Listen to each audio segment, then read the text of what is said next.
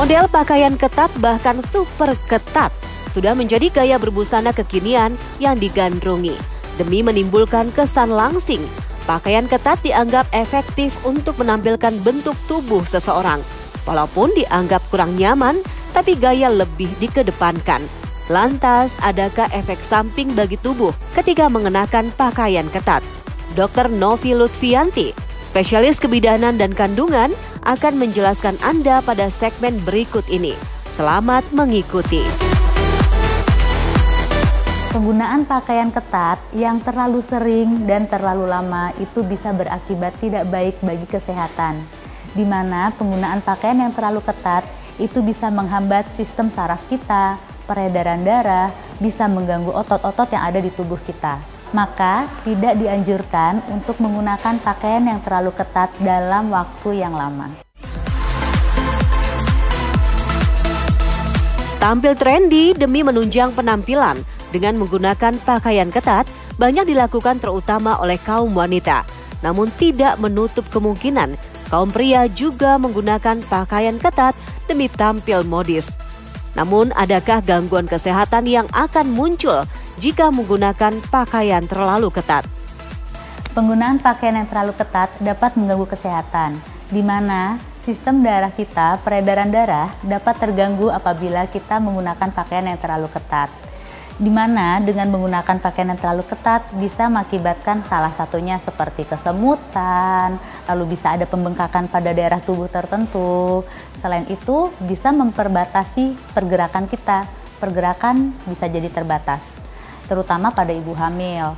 Apabila di daerah dada terlalu tertekan bisa mengakibatkan nyeri, di mana kita tahu payudara ibu hamil akan menjadi sedikit membesar. Selain itu, penekanan pada daerah perut juga bisa mengakibatkan reflux pada asam lambung. Hal tersebut bisa mengakibatkan perasaan panas di dada.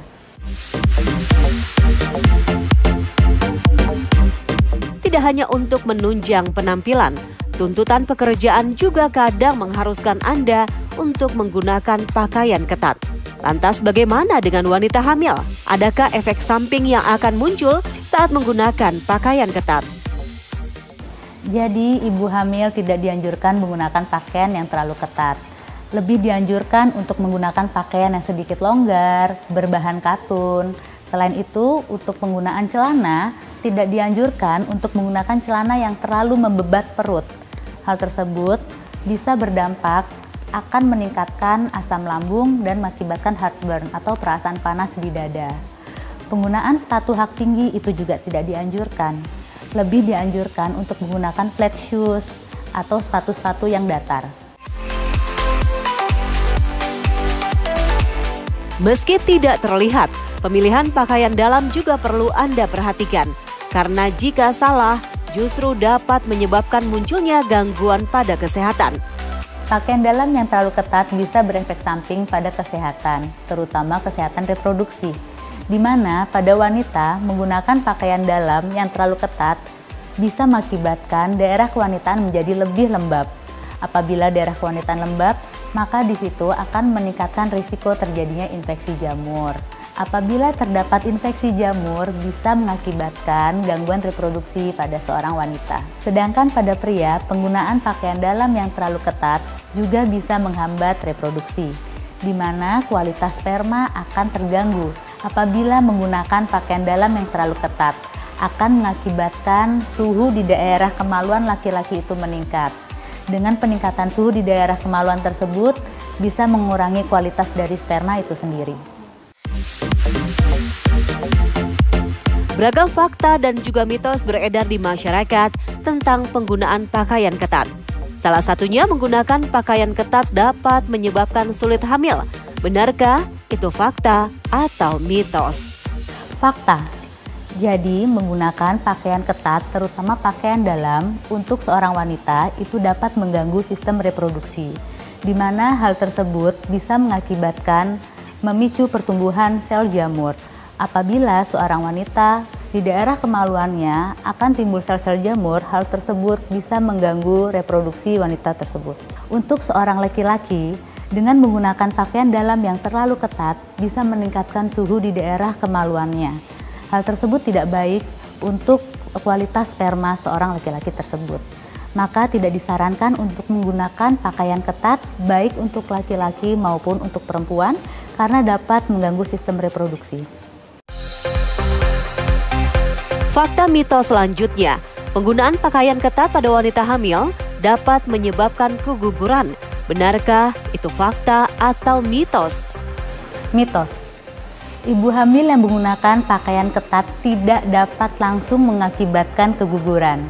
Namun, penggunaan pakaian ketat tidaklah baik untuk seorang ibu yang sedang hamil. Karena penggunaan pakaian yang terlalu ketat dapat menghambat sistem peredaran darah, saraf, dan bisa mengganggu otot-otot. Oleh karena itu, hal tersebut bisa berdampak tidak baik bagi ibu hamil. Memasuki masa pubertas membuat seseorang lebih memperhatikan penampilannya. Menggunakan pakaian yang ketat tentu akan dilakukan demi tampil modis dan terlihat necis. Namun mitosnya saat masa pubertas tidak dianjurkan memakai pakaian ketat. Itu fakta atau mitos? Fakta.